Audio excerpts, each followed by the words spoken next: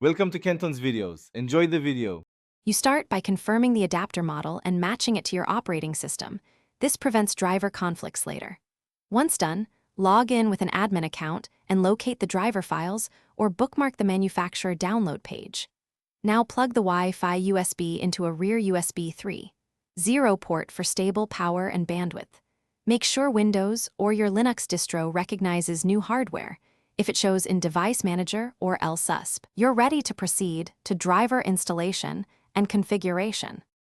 You should run the manufacturer installer or use Device Manager to point to driver files. This step creates the kernel interface and control utilities. If you're on Linux, install the vendor firmware package and reload kernel modules with modprobe, then verify with dmesc and uconfig. Once drivers are present, enable the wireless interface and set the regulatory domain so channels match your region.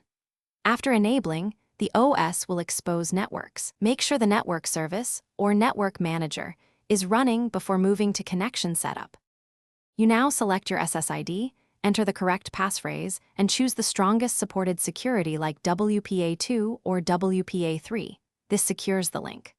Once connected, verify by checking the assigned IP with ipconfig or ifconfig, then run ping to a reliable host and a quick speedus to confirm throughput.